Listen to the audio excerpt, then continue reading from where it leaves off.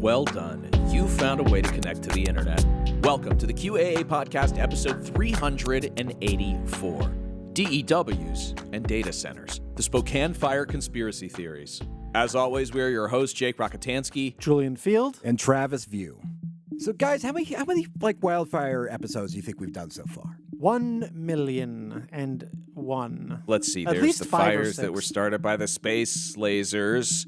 Yeah, I mean, we had the space laser fires. There were the fires in our city. There's the fires here, and then what were they doing here? They were destroying evidence or something. Yeah, they were destroying evidence. Getty Museum, bodies in the Getty, something like that. Yeah. There was the Hawaii fires. Oh, yeah, the Hawaii ones. Yeah. So, yeah, I mean, the problem is that, these devastating events, which just feel like they're getting just worse and more frequent, are just a reliable source of, conspiracy theories and wild speculation, because it's unfolding chaotic event. You just don't know how to make sense of it. So it's natural to try and fill in those gaps with some speculation. Bodes very well for climate change slowly moving in. Our reaction to it has been very healthy and good, and I'm sure we'll be able to organize as human beings in an orderly fashion and, come up with common sense and useful solutions instead of spinning out. Well, and typically, the world is burning only metaphorically. So, when it actually is on fire, I think that the conspiracies, there's a lot more room to spread. All these horrible fire puns. I don't mean to do them. It's very literal. I mean, I don't think it's metaphorical at all that the world is burning. The world is literally getting hotter and hotter. We're recording record temperatures and more wildfires are happening. Yeah, I'd say the world's burning for real. In all ways possible. Yeah, and in this particular situation, our editor, Corey, happens to be literally miles from where the fire is burning. He happens to be on fire. He happens to be We're cutting now to Corey, whose hair and body are on fire. He is rolling around on the floor trying to put himself out. He will still be expected to deliver episodes. We thought his screams would make a great soundtrack that we'd later make him edit in, to give this a little bit of flavor. Right. He had to drop his, noble work helping his friends and family to make some content. But he is on the scene right now, and he doesn't. So as a consequence, he doesn't have as good mic, which is why he doesn't sound as good as us. But Corey, what is going on over there? Yeah.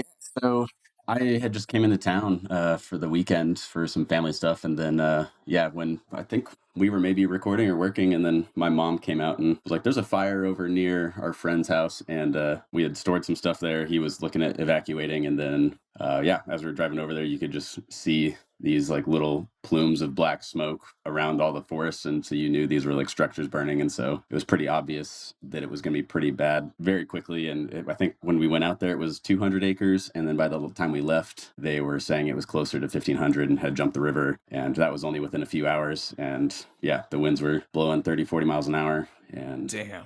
Things just kind of escalated from there. What was it? Have you ever been close to a blaze that large or? Kind of. 3 years ago, my parents' house burned down in the Medical Lake fires out here. So I was over in Seattle, but had immediately driven back that same night when we heard that the house burned down. So a little too close to home. Oh my God. What does fire have against Corey is the real question, I think. Well, I think we're all going to experience the feeling of fire chasing us no matter where we run eventually. I think so too. Yeah. But you were able to get your friends, you were able to help them evacuate some stuff or? Yeah, they were just right on the edge. I don't think it actually ever crossed, or the evacuation zone never crossed the road, so they didn't have to fully evacuate, but we were just kind of making sure that our stuff, so it wasn't fully unselfish reasons, but our stuff was going to be good if they did suddenly get the evacuation order. But they were closing down roads left and right. The road that we came in on actually closed by the time we left. So no one was able to come in if we had gotten there an hour later. But their house is fine. Everything's good over there. Luckily for them, anyways, the wind was going the opposite direction. So it just kept blowing towards town instead of west into the Airway Heights area. Yeah, the evacuation being one road away. It's also like, doesn't sound super comforting. Yeah, the east side of the road was evacuated. The west side was not. So. Damn. Close. Damn. Well, real spooky. Well, stay safe out there. Yeah. That goes for all of you, by the way, listeners. Stay safe out there in the fire season. Yeah. Yeah, to let you know what a dedicated editor and producer Corey is. You basically texted me something like, you were like, well, like I'll get the episode back in a little bit. Like, wait, what did you? Hold on, I have the text. Wait, hold on. I think I was about to publish with the blurb or something. Yeah. Oh yeah. You were gonna send me a blurb for the ep, and you go, all right, send you one in a bit. And that was at 1:02, and I was like, perfect, thanks. And then at 1:18, you go, okay, it'll be a little bit now. There's a fire, and we have to go help a friend evacuate some stuff. And just for everybody to know what a good boss I am, I went, holy shit, go in all caps. and then. Let's see if this was okay. And then a couple hours later, you're like, okay, I'm back. We'll send blurb soon. And then just sent me a picture of a massive plume of smoke. And that was when you said it went from 200 acres. And by the time you left, it was 2,000. Oh, man, I'm glad you're all right. You're covered in soot and you've got like patches of extinguisher foam still on you, but you're back here with your headphones on, you know, being a real professional. Doing better than tens of thousands of people in Spokane, but yeah. That's what we ask. I mean, is that unless it's third degree, the burns should be livable and podcastable through. So, yeah, before we get into, some of the speculation that people are engaging in online, let's try and sort of lay out the facts of the matter. So there are currently 3 fires around Spokane. First, there is the Old Trails fire. This is the most devastating in terms of property damage across the Spokane River. The largest fire in terms of pure acreage is the Autumn Lane fire, which was reported separately as the Meadowview fire. It's burning in an area northwest of Spokane around 9 Mile Falls, 5 Mile Falls, and the Little Spokane River. And the third fire is the Fairview fire. This is northeast of Spokane near Meade. I have to say that this is making the area seem really charming, even though, unfortunately, it's a list of fires. I'm like, oh, well, that sounds like a cute place. That river sounds nice. There's falls, it's almost like a little tourist brochure, except that everything covered is currently on fire.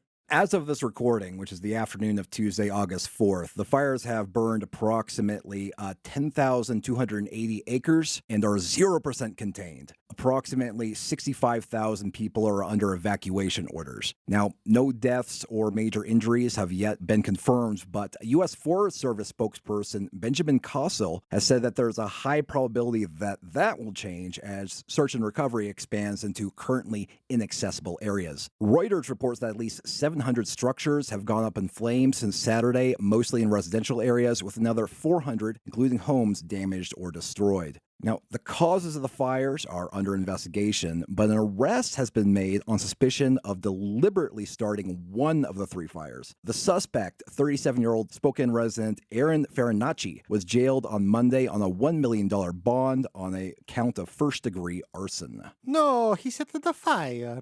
Now, these blazes are the largest and most devastating fires in what is shaping up to be an especially active fire season. The Interagency Fire Center has tallied 44,722 wildfires nationwide this year, the highest number for this time of the year in at least a decade. Jake, I hear that you've been coming up with a way to beat the heat. Do you want to tell us maybe about your haircut mechanism? I know it's kind of off topic, Travis, but we can't just let this pass. We have to talk about it. Do we have a minute? Yeah, go ahead, Jake. What's going on over there? Oh man, sometimes I do wish this show was video so you could see some of my wonderful colleagues' expressions. When you work together for so long and you know that Jake's about to launch into a 7 to 10 minute story that's going to have nothing to do with anything that we're talking about. How possibly could this take 7 to 10 minutes? I said, "Hey, nice haircut. You look kind of like military today." What did you tell me? Well, because Julian knows what the answer to the question is because we talked about it before hitting record, and I'm still reeling. I'm reeling from this. The answer is that for the last, I don't know, 6 months, maybe better part of a year, I've been using a dog vacuum to cut my hair. Now, I didn't buy the dog vacuum specifically for cutting my hair. I originally got it to cut Teddy's, but after a very bad day where I learned a very important lesson, which is that you can't use clippers on Papillons, the thing was sitting in my, the upper storage cabinets. Everybody's got those. The shit that you can't reach, you shove it in there, hoping you can never get it back. That's where it was sitting forever. And then a friend of mine, I was hanging out with him. I was like, "Man, your hair looks really good. Like, where did you get it cut?" No, and he was like, "I've been using it. I've been doing it myself." He's like, "You can't get the Flowbee anymore because it's like he's like it's discontinued basically." He's like, "But they make the same thing in the form of a dog vacuum." And I was like, "Oh, well, I have one of those." He was like, "Oh yeah, that's what I use." And so yeah, I've been using it to like cut my hair. Your whole house has been using this, right? No, it's just me. No, it's just me. I know you'd be shaving that dog too. No, it's just me. And you want to know like the sort of like M. Night Shyamalan like twist of the end of this is that my buddy who ended up like who recommended it to me, he and his wife were over at my place, and she turned to him and she was like, "Hey, Jake's hair looks really good. Like, why don't you ask him like where he gets his haircut?" Oh no! So you don't have to keep using the dog vacuum. And he was like, she's desperately trying to get him off it. She's desperate to get him to stop, and she said it about the one friend that he had convinced. There are dozens of you. Out there. So yeah, everything's fine. And yeah, to beat the heat, to beat the fires. In a world on fire, start using the dog vacuum thing to cut your hair. Beautiful stuff. Thank you, Jake. I appreciate you. It comes with a bunch of different lengths. It vacuums all the hair up, right? It's so easy. It's so nice. If you're a person, look, if you're a person whose hair looks okay, if it's the same length all around, your money. If you're a person that has to have different lengths, like you're kind of out of luck. Okay, yeah. Well, I mean, a lot of people do use like electric razors and stuff to cut their hair. I just think that it is unique that you use a dog vacuum cleaner specifically. That's where that differentiates it. I don't think people are like, "Oh, the problem with the dog vacuum cleaner." What's funny about it is that it's the same length everywhere.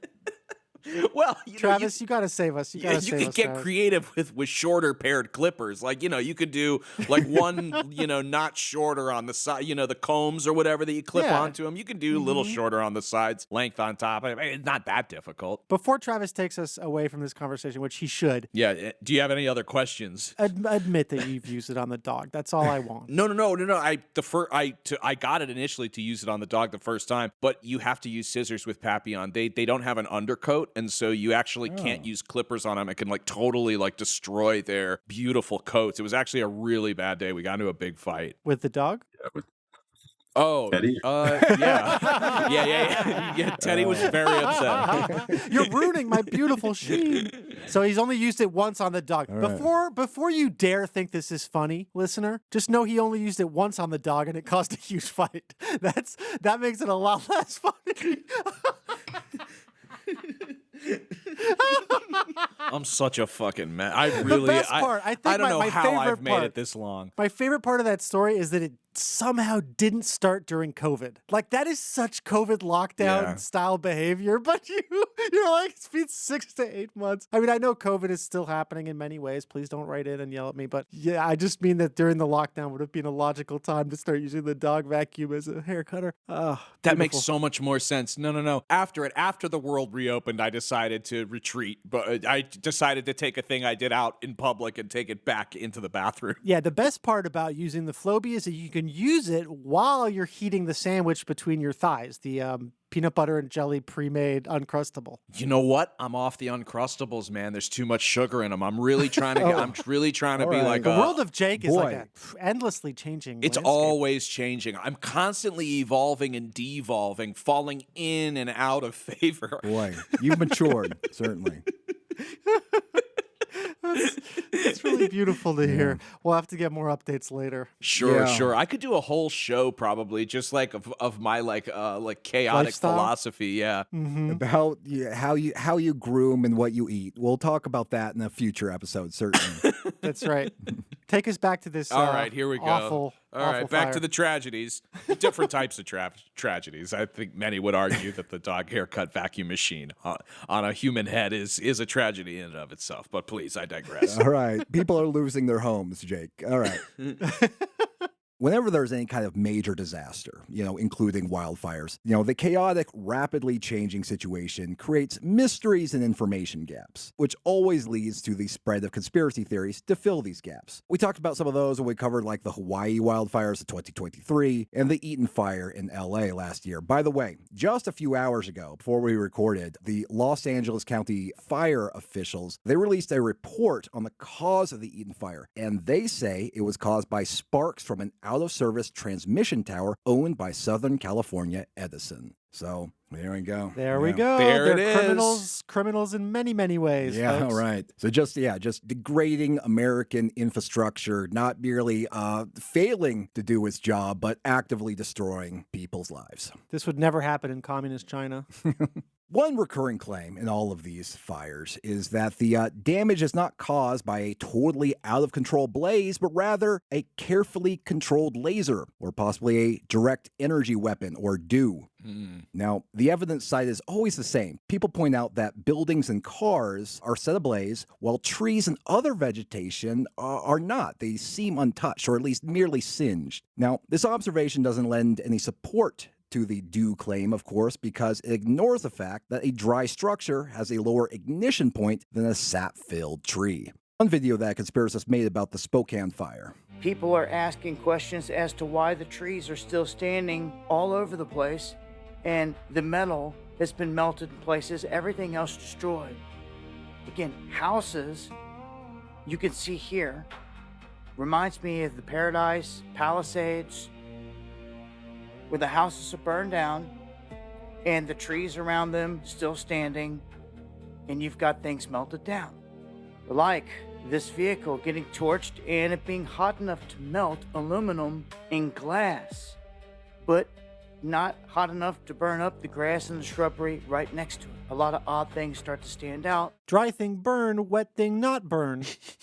I mean, like, variations of this video are made during every single wildfire. And I thought this guy even said, like, oh, it reminds me of like the Palisades fire. Really? You've seen this before in a different context? You want to like examine that, explore why that is? You want to like, dive deeper into why you're seeing the same pattern over and over again in every fire you look at? The problem here is that you could, I don't want to sound like a lamestream media cuck, but you can just Google why do trees not burn during house fires. It's true. I think, yeah, they just rather live with the mystery, or like it's just not intuitive to them. Julian, why watch a video when you can make a video? You don't need a video.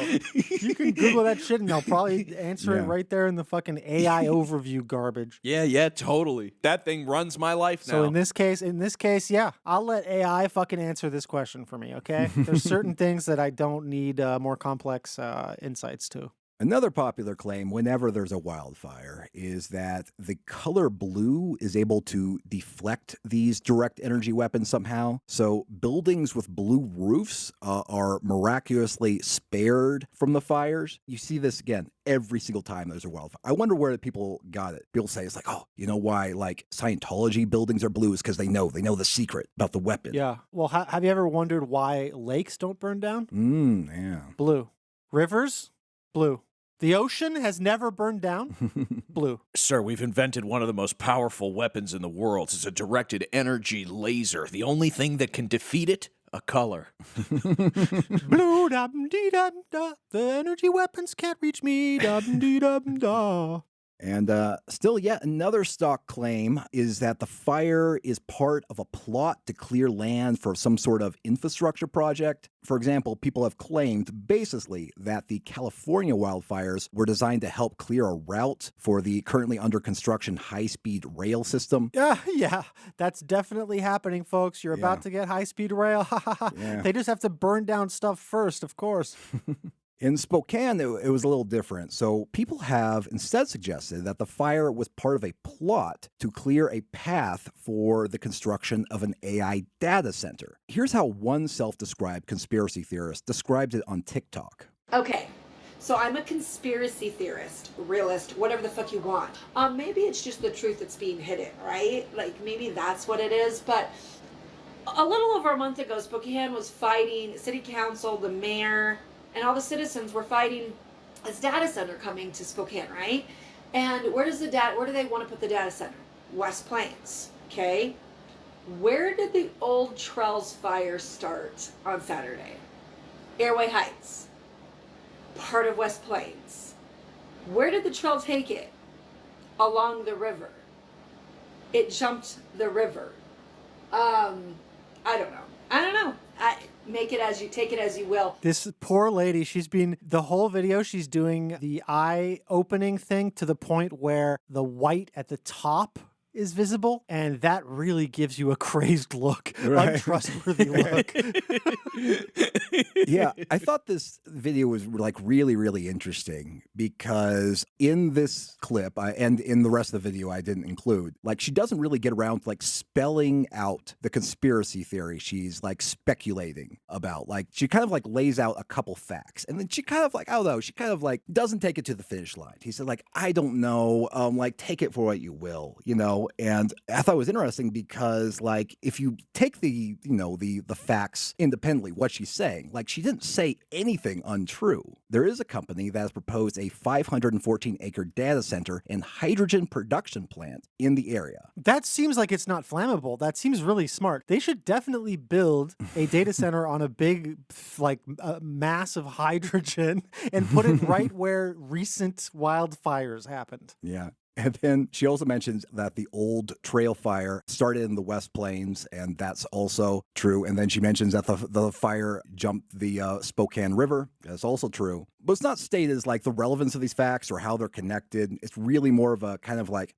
well, here's what I know to be true. And when you add it all up, there's like something not right there. Yeah, the special recipe is the whites at the top of the eye. Right. That's what you add to this to make it into a conspiracy theory. And, you know, I suppose like on the abstract point of like something's not right about what's going on, I suppose that's also correct. Like it's a vibe. And there's something not right specifically about the proposal for the data center. And part of why it's fishy was uncovered by a real-life citizen journalist. And what she discovered was that a county commissioner was in contact with the data center company, despite the fact that he previously claimed that he didn't know the name of the company. And I want to talk a little bit about that today, because I think it's interesting example of like a lack of transparency from public officials and the dismissal of legitimate concerns about data centers are helping to like fuel conspiracy theories. This is once again Eddington-esque. Yeah. I have to give flowers to that movie that I dismissed too soon. Everything seems to be coming up Eddington.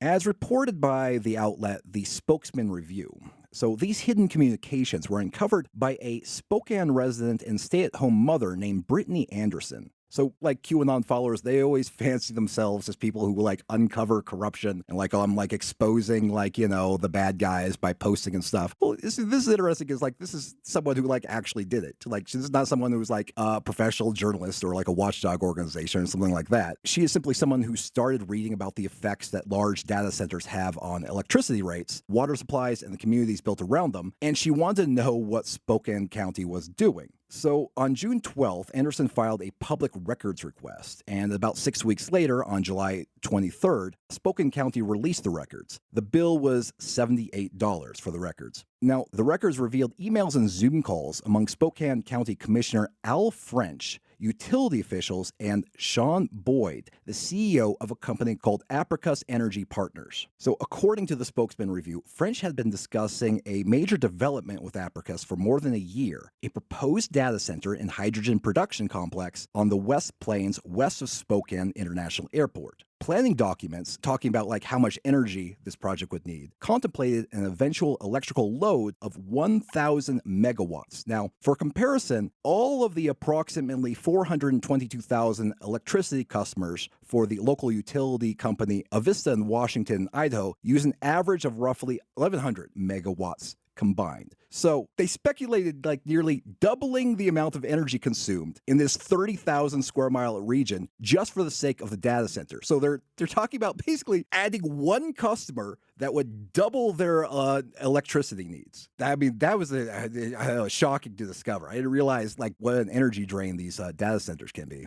Mm-hmm. The documents include an estimate of approximately $184 million for transmission lines, substations, and grid interconnections capable of supplying up to 650 megawatts. The estimate did not include like what would be necessary for new power generation, customer-specific infrastructure, or everything that would be required to reach the full proposed like 1,000 megawatt load. Apricus has also asked about their eligibility for a proposed data center tax exemption and about finding additional sources of water. Vampires. It never stops. They want everything. This data center, like I mentioned, was not the only industrial project being contemplated. They also described revenue from the data center as a way to help finance a hydrogen production facility. So the project was early stage. There's no permits. Avista's feasibility work reportedly concluded that existing infrastructure could not accommodate a project of that size. But the records uncovered by Anderson show that French had been advocating for it and participating in conversations intending to move it forward. At the same time, the proposal's scale and details were mostly not publicly disclosed or even shared with other public officials. Spokane Mayor Lisa Brown said that she knew very little about the Apricus proposal, except for a mention from French during an informal discussion. She told the Spokesman Review this. At some point, we were discussing economic development, and Commissioner mentioned this huge green hydrogen project, and I didn't have any details on it. I don't recall the name of the company, but that the green hydrogen project also had a huge data center component to it. Mayor Brown also said that Commissioner French lashed out at her when she opposed a sales tax break for the purchase and installation of data center equipment. Al, also in a conversation, was very unhappy with me and told me I was killing jobs and not a good team player. Now, this tracks. Al French seems to be paranoid about data centers generally, not about them being built, about them not being built. In a meeting on July 21st, he suggested that opposition to the building of data centers was actually fueled by America's geopolitical rivals who want to retain the supposed economic benefits of data centers for themselves.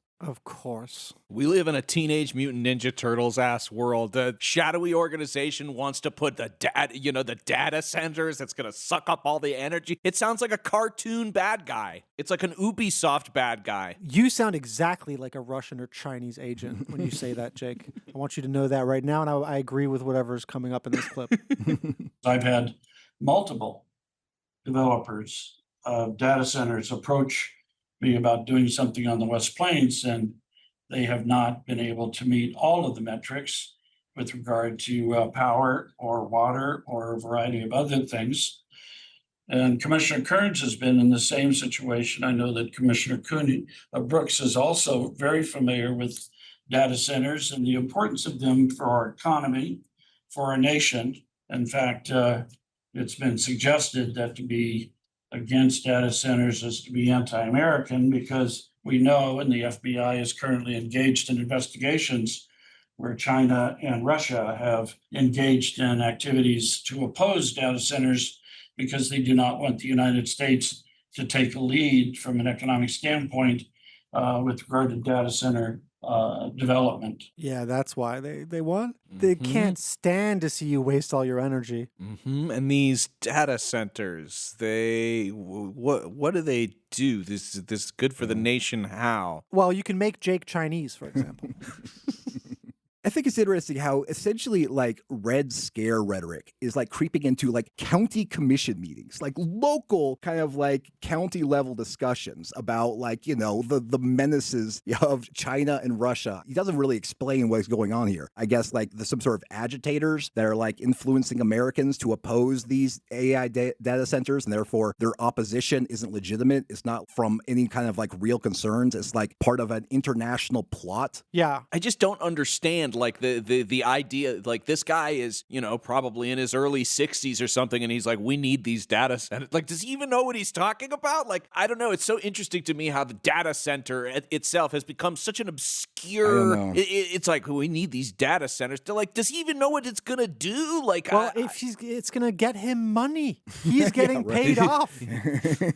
is that's what's going on? Is the data centers are just coming in to anybody who's got a little piece of land? They go, hey, Joe Schmo, you give us this land to do whatever the hell we want with it. Oh, yeah. And Tons of you'll be a favors for the very, politicians. very wealthy man. All you have to do is convince all your little buddies around those folding tables there that this is a good idea and you should sign off on it. How about this? We'll donate to your reelection committee. We'll, send you on a nice trip to go and see how other data centers work, maybe in a nice tropical location, all expenses paid, that kind of stuff. And so all he's doing is going, well, I'm just going to look at the mainstream news. Oh, yeah, the FBI did say that. Oh, yeah, this is what like a lot of mainstream outlets seem to think about China and Russia, that they're involved in anything that goes wrong in the United States. Perfect. I'm just going to say this at the meeting. Yeah, he's following the status quo. Yeah, he's totally normal. This guy is like, he's basically parroting like shit that he probably fucking read, very honestly, like in a mainstream media account of of data centers. Because guess who else is in the pocket? Everybody's in this fucking pocket because the pocket's big. If this isn't the thing, then the whole economy is going to collapse. So it has to be the next big thing. This AI, it has to be. Otherwise, oh my God. Oh my God. What do you think happens? The economy collapses. Huge crash. Market crash. Oh, man. What happens to somebody like me who doesn't give a shit about AI and has never invested in it and really never doesn't own anything in it? Your lifestyle, everything you love about your lifestyle is going to be taken away except for the Flowbee. tell you what. Flowbee will be enforced. No. You will have to. You will no longer choose to. You will have to get your hair cut by the Flowbee. Yeah, when this house of cards comes tumbling down, there'll be far fewer professional podcasters, I'll tell you that. So you're saying that potentially some of the most annoying people, the most obnoxious people could get the rug pulled out from under them and they'll suffer, but regular people, they'll be mostly okay? Or? No, they'll be destroyed. They'll be also destroyed? They'll be hurt. Way worse, in fact. If the economy collapses. they've ruined it for everybody? Yep, and then we'll have to bail them out or something. It'll be like too big to fail AI. We have to subsidize AI. We have to reroute like half the fucking budget to AI. Subsidize AI? Oh my God, are they gonna make like AI welfare cases? How like, it already is like we that. need There's to already adopt. tons of No, them. you actually have to adopt AI because where will it go? Where will it go? It's so lonely out there with nobody to adopt it. Oh, you want the Chinese to win the AI war? Oh, so that's what it is. That's what they've told people. They go, oh well, but we're in the AI wars. It's like the nuclear race or the space race all over again, except with AI, which it upscales my games all right. But what else does it do? Better search engine, maybe. Yeah, you could have all that without LLMs. I agree. I totally agree. You know what? I was living on the earth for a long time before these little programs came around, and we were doing just fine. For a second, I thought you were admitting to eating dirt, but How would I go from where I was to eating dirt? I'm living on the earth. I'm living on the earth. I've been eating dirt for a long time. I've been eating dirt for a long time, boy. My teeth are black. All right, sorry. Travis, please. Adding to the general sense of paranoia over this data center is the fact that the company proposing it, Apricus, is very young with no evidence of successfully completing projects. Apricus describes itself as a clean energy developer with expertise in hydrogen, renewable power, natural gas generation, using hydrogen blending and carbon capture, and data center development. Its founder and president is Sean Boyd. On LinkedIn, he describes himself as having a history of working in the oil and gas, mining, energy and power, and seafood industries.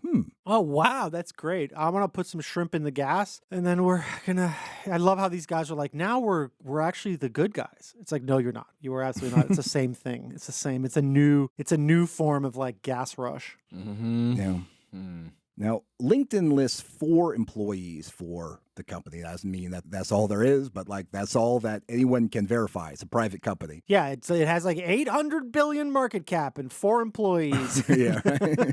Totally normal. But it remains unclear who exactly is providing the capital for these proposed projects. The company says that its team has decades of energy experience, but Apricus itself is new. So its LinkedIn page says that it was founded in 2023, and its website, which is pretty bare bones, names no completed facilities, customers, investors, or financing partners. The head of Apricus Energy is like old Gil from The Simpsons being like, well, oh boy, old Gil really needs this data center.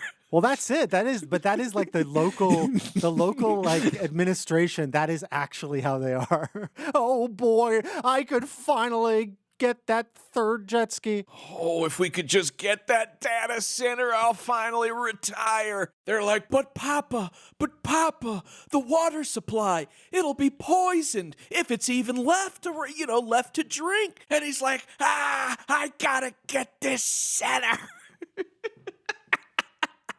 People are literally becoming RoboCop villains. It's amazing to me. So the company lists a Spokane address as its headquarters, but it's just a post office box. So earlier corporate paperwork used a suburban residential address in the town of Surprise, Arizona, which is just Boyd's home. You know, you might question, so this is a big, expensive, complicated projects. Like, how many projects has this company actually completed? And as far as anyone can tell, the answer is 0. I mean, there was a couple instances where they almost got something off the ground, but nothing concrete. So in February of 2024, Apricus appeared alongside several aviation companies proposing a hydrogen production project at Livermore Municipal Airport in California. So the concept involved covering approximately 140 acres of airport land with solar panels, using reclaimed water to produce hydrogen and supplying that fuel to emerging hydrogen-powered aircraft. Boyd predicted that the production could begin in the middle of 2026, which you might know we are past right now. We're in August. We're in August of 2026, past the middle. So when the Spokesman Review looked into it, it found no operating Livermore facility. An assistant airport manager said that she did not remember working with Apricus, and the proposal appeared to have never been advanced beyond the conceptual stage.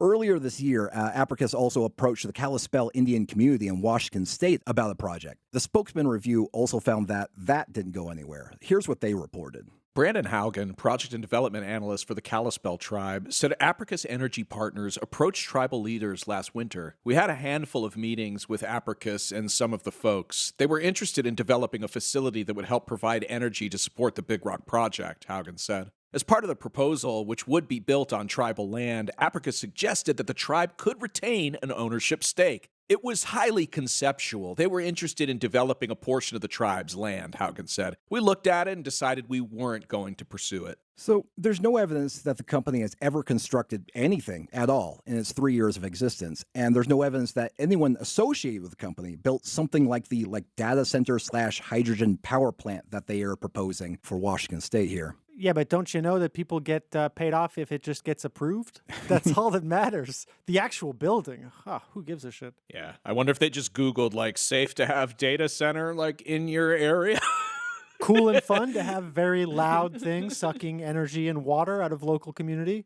Going back to the conspiracy theories around the fire. So there is a county commissioner who has been having undisclosed talks with a new company with no track record regarding a data center proposal. And then a fire started around the proposed area for the data center. Now, there's no evidence that these two facts have any connection to each other, and personally, it's unclear to me how this fire is supposed to help this proposal move forward, but I sympathize with the paranoia people are expressing about the situation. Because, once you acknowledge that, the people trying to push this project forward are not being as transparent as they should be, and, not sure why they have any business even attempting this, that naturally opens up your mind to speculation about corruption and cover-ups. Mm-hmm. I also want to talk about the arrested arson suspect, Aaron Farinacci, because sometimes a component of conspiracy theories that I've read online that he's either a patsy or possibly even he was hired to start the fire and he's a fall guy or something. I don't know. But there's no evidence of any of these claims. Solid gold Magikarp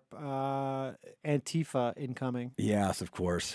The other thing that people are doing, it's I hate this, is that they're denying the possibility that climate change is having a role in these fires because there's an arrested arson suspect. This frustrates me because I feel generally people understand the difference between the actual catalyst for an event and an environment that might make that event more or less likely to happen, people normally don't have a problem understanding the difference between these two things. But for some reason, they act confused when it comes to fires and climate change. Like if you can identify the particular cause of the fire, therefore the general environment that made it more likely to happen or more damaging than it might have been otherwise is somehow irrelevant. Well, that assumes that it's good faith. I mean, these are people who like bring snowballs into like on the congressional floor and stuff. Like, Yeah, it's true. they're kooks, you know. They'll take anything. They're trying to find any argument. They are purposefully ignoring some of the most basic and obvious common sense stuff. Yeah. But to a conspiracy theorist, the most like obvious like pushback you can give to anything is that climate change isn't causing more fires. You know what I mean? Like, Yeah. and so anytime there is an example of where climate change didn't cause that, I think it's just because they think of fires in general as opposed to this specific fire or that specific fire. I think it's just, well, there's fires now, and where do they come from? Somewhere. We didn't have this when I was young. We did. Well, there were several fires anyways. Even if Farinacci did set this one, there were several of them that broke out at the same time. And even if he did set, let's say he's like a friggin' Super Mario. Sure. Super Farinacci brothers, and he's going around setting fires that fast. Even if that happened, the environment is still going to keep those fires alive better. So even if they didn't cause the inciting event leading to devastating forest fires is directly linked to global warming and climate change. Look, this guy just knocked his head on the wrong block, all right? A flower grew out of it. He grabbed it. Boom. Oh, yeah. The fireballs. Yeah, got it. Boom. He put on a raccoon suit. Uh-oh. Yeah, I was going to say, if we had Farinacci in the Tanuki suit, like, we'd be safe. We'd be safe if he had picked up the feather instead. So here's what the police affidavit says about what Farinacci is being accused of. So 3 witnesses identified Farinacci as a man they saw near the eventual ignition point. One said that he first saw the man looking toward the trees and approximately 10 minutes later bending over near the brush and appearing nervous. A deputy detained Farinacci at 12:16 p.m., more than a mile away. He had cigarettes, a butane lighter, and a box of waterproof matches containing 14 of his original 25 matches. Farinacci said that he carried the matches to light cigarettes when his lighter failed. He admitted walking along the nearby railroad tracks as part of a regular 4-mile walk, but denied being at the ignition point or starting the fire. A Washington fire investigator said that the origin matched the witness's location, eliminated train activity and electrical infrastructure as possible causes, and concluded that the ignition was consistent with an open flame applied to vegetation. On this basis, they arrested him. I don't know. This sounds like kind of like a flimsy case to me. I'll be honest. Yeah, it doesn't sound like they got much. Yeah, but we'll see if they uncover anything more substantial in the days ahead. Now, you may have already heard about Farinacci's criminal history. In October of 2010, when Farinacci was 21 and living in Mesa, police said that he became engaged in an argument with his father over washing dishes. Farinacci took his father's handgun from the bedroom, fatally shot him, pointed the gun at his father's wife, fled, and subsequently shot himself in the chest. He survived that wound. Holy shit. Oh my God. Damn, Farinacci. that's crazy. What the fuck is going on? Yeah. Pretty horrifying. He was initially charged with murder, but in 2012, he pleaded guilty to manslaughter and aggravated assault. Court records reviewed by the Associated Press show that a judge found Farinacci legally competent to assist in his defense in 2011, although his lawyer reported that he had undergone multiple psychiatric hospitalizations. The psychological report used at sentencing was sealed, so not a lot is known. Yeah, if they're pegging him on this with just like the evidence that you listed earlier and his criminal record, that does seem like they, not for the reasons that the conspiracy theorists think, but it does seem like he's being used a bit as a patsy for this whole situation. Yeah, I don't know if they're arresting anyone who might be like, I just vaguely suspicious because Italian? Yeah, you were Italian within a range of the fire. I don't know. I think it's probably if you've got matches in your pocket within, you got a lighter He in was your smoking pocket. cigs. Yeah, of course course, hey, everybody, look, I carry lighters, you know, even long after the cigs have gone. A lighter is a handy thing to have around. No, you'll get no pushback from me. I'm just saying that, like, dumb cops that are looking for any kind of, any kind of person to blame it on, at least one to blame it on. They're like, oh, guy near the location, lighter in his pocket, like trouble past, like, doesn't have the ability necessarily to stand up for themselves. Like, boom, easy. Yeah. Do you use your lighter to light other people's cigs, or do you go to birthday parties a lot? I don't like bring it out with me. I just have like lighters around the house. I don't walk a ton of places like with a lighter in my pocket, but like I'm living a very different life than this man. Very clearly so. Let us hope. So yeah, it's obviously another really, really awful situation. I would like my sympathies to the people being affected. I live in California. I'm no stranger to having to flee fires. It's like it is really stressful, even if you are one of the lucky ones who gets to return to an intact home.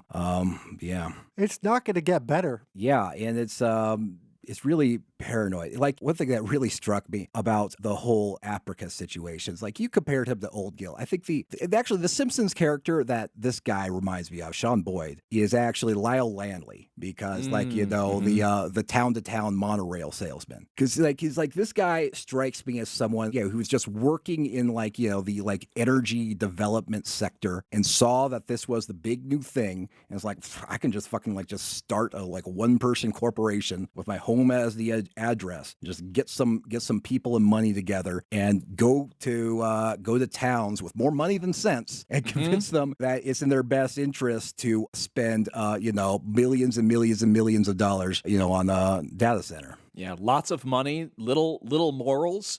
This is the perfect kind of gig for you. Yeah, that's right. It's like you're already in the oil and gas industry, so it's like who gives a fuck? You know where you're going. So there's no reason to try and turn a new leaf now. And so these data centers, because this is just something that you hear about all the time now in the last year and a half or 2 years. I have a really bad conception of time, so forgive me. But all of a sudden, this was what everybody was talking about, and it was what was going to make SpaceX's stock skyrocket. Is the fact that Elon was going to put the data centers in space and all this data center to run this AI that nobody asked for. God.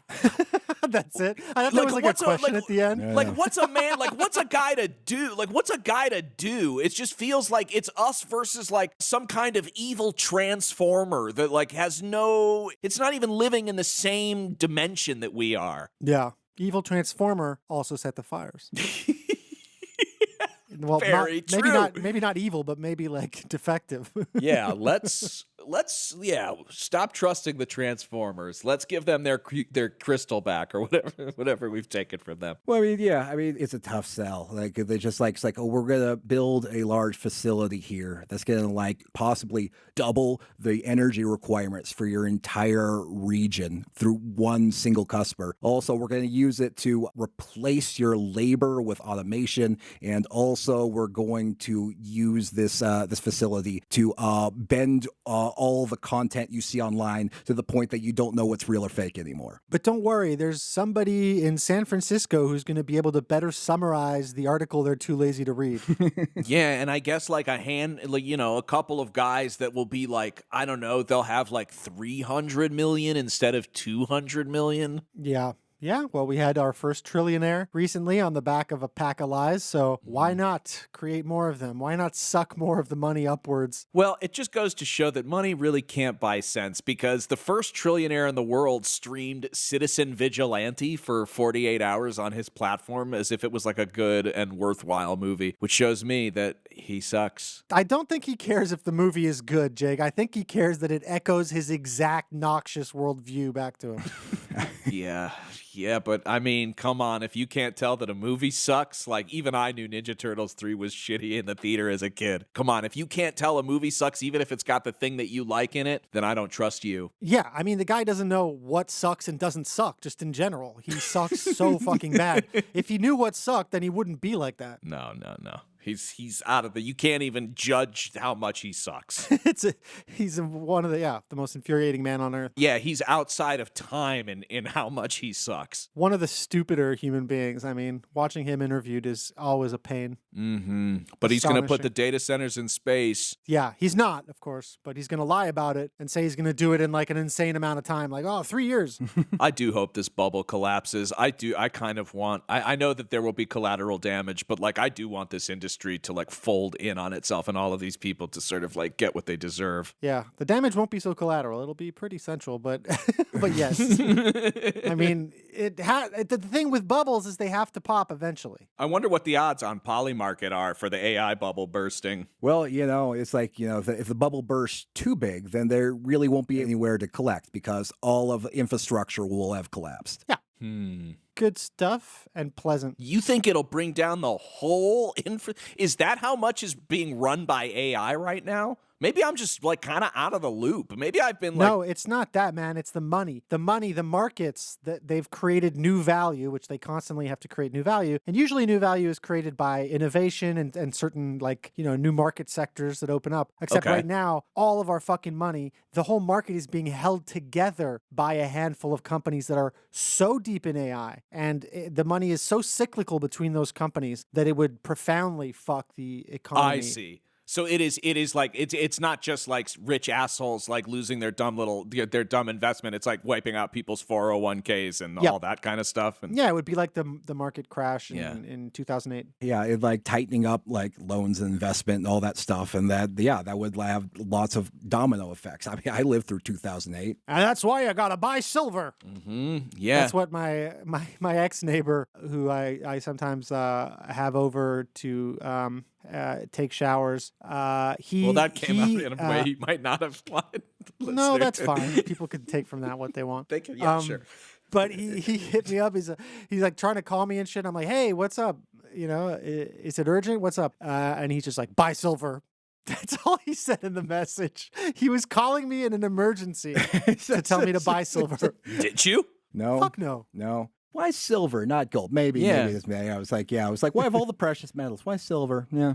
Do you think maybe silver is a component needed to make the chips or something, and so its value will go up more? I'm just guessing. I suppose gold is used in lots of electronic components, so I'm curious why. Yeah, it's like why silver over gold? I don't know. Yeah, they make the brim with the silver or something. I mean, you have to keep in mind that this guy is the QAA catalog of beliefs. Gotcha. He is into everything. He is unbeatable. I could not stump this man. He knew about everything I could ever bring up, and he believes in everything. He did lose his job because he wouldn't wear a mask.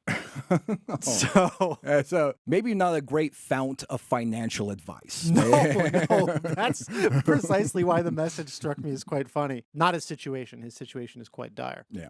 Oh, man. This AI stuff really fucking came around, and it's coming for us, Yeah. Mm-hmm. In a different way than I mean, well, in a couple different ways. It's the Skynet, the autonomous hunter killers is one thing, but then also this sort of, as you've described it, this hijacking of the sort of central economy of the country that it based on, they've essentially forced it on us, and they're using it to take people's jobs. I've said before, I know on the show, that at my wife's last gig, they were asking her to train AI to help to optimize her processes, which really was just training it to replace her ultimately. Wow. People are going to continue to be paranoid. I'll fucking tell you that. Yeah, seriously. Why is there any reason to trust like a single thing? And this is all, by the way, getting the approvals. It's getting ushered through whatever political and legal, routes it needs to be to happen. And I don't doubt that, as you mentioned, that there are officials and local politicians who are making money on this. It's probably much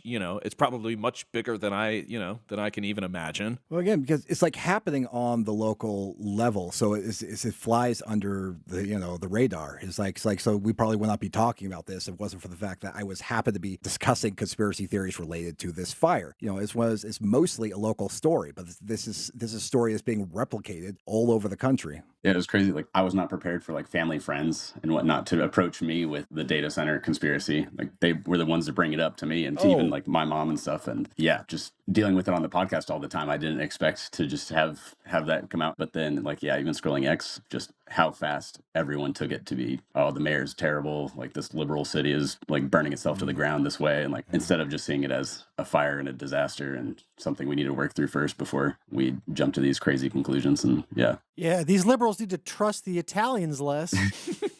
I was thinking about like that woman from TikTok that I showed at the beginning of the episode. It's like she didn't even engage in a lot of wild speculation. She just said a couple of facts together and just sort of like implied that there's something shady going on. I feel like more and more people are going to be that kind of conspiracist where they just have a general sense that something's not right. And they're right. And that's just about everybody I interact with on a daily basis. Yeah, and it's pretty changed over time because I remember what it was like before the podcast. You know, we've only been doing this for like 7 or 8 years. So like I remember what talking to people was like beforehand, and it was not like this. The conspiracy has crept into nearly every single aspect of our human lives. It is how we define define our reality and cope with like what the system is doing to sort of your average person that's not in the sort of millionaire to billionaire range. If we deny the validity of the malaise, then people will resort to all kinds of things. Yes, they will, and they have in the past, and I hear people, myself included, getting closer to that, right? You know, like over little things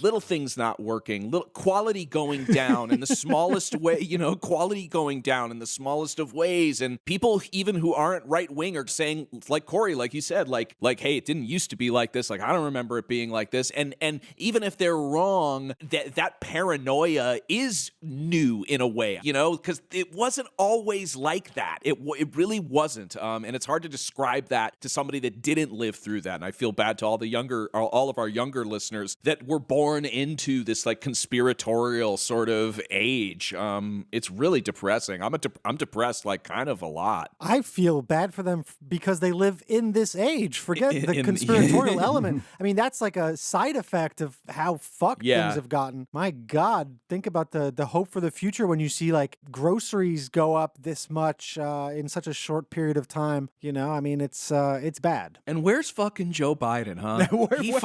He sold us up the fucking river, man. Where is he? He fucking just was like, well, good luck, buddy. All right, and here's the keys to the kingdom. Like, you know, after everything, they just handed it over, and it's like I get a text every now and again that's like, "Will you help us fight?" I'm like, "Will you?" Have you forgotten yet that I did the genocide? Hey, pal. Well, let's be more. Let's think about what have I done for me lately, okay? I think we need to end the episode. No, I'm like joking. I know. I'm joking. I'm just calling out to any wisp of perceived authority to be like, help us. Don't worry. Kamala Harris is running again. We can fix this. Do you think she really is? She couldn't. They've been discussing her as one of the front runners. No, they've also been discussing. They've been discussing Hillary. You're kidding me. No. I don't joke around. Anyways, we got to end the episode. You know, I don't joke around. Ha, ha, ha, ha, ha. I'm in a purple coat, purple car, I'm green hair. I'm the Joker. Oh, no. That would be so good for this podcast. You guys didn't even laugh. That's how sad we are. That's how gone we've become. Mm-hmm. Well, right. Deep dish, blessing, keeping. Go ahead. Like, yeah, so read the whole outro, Jake. I know. That's how checked out he is. That's right. No, I'm very involved. I'm not checked out. I don't want to be accused of being checked out on this, but I'm very grateful to be here. I was looking forward. I was actually having a really bad day, and I was looking forward to gathering with you fellas, and talking about how shitty the world is. Because sometimes how shitty the world is makes shitty things in your life like feel not so bad. So no, I'm grateful to be here. I don't want to be accused of being checked out. I've seen other podcast hosts being accused of checked out on long-running hosts, and I said, never me. No, I was just joking. No, okay. I'm also like kind of joking, but also like I think maybe just in a sensitive place and being a a little real, a little vulnerable. We value you. You are not checked out. I mean, like, working on this episode allowed me to experience one of the real joys of, like, working on this podcast, where I just sort of dive into, like, conspiracy theories, the things that people are chatting about online. And sometimes they're even, like, way off base. But they generally point to something actually generally kind of creepy and nefarious and involve suspicious corruption and cover-ups. And it's just, it's not, the dots don't always connect like people say they do, but there's something meaty there. Thank you for listening to another episode of the QAA podcast. You can go to patreon.com/QAA and subscribe for $5 a month to get a whole second premium episode for every regular one, plus access to our entire archive of premium episodes. You can also go to cursedmedia.net to go check out all of our podcast miniseries. We've got some real fire stuff cooking up. We're going to be recording soon. I'm very excited to unveil all of this new stuff to you, listener, so go check that out. And also, if you'd like, you can check out my solo project at superstructurepodcast.com. I do that with John Gabris, and yeah, it's a bit of a different topic, but we just covered Thomas Sankara, and we were continuing to cover power in its various manifestations across the world, including some of my favorite revolutionaries. A continuation of this discussion, if you will. Exactly. For everything else, we've got a website, QAApodcast.com. Listener, until next week, may the deep dish bless you and keep you.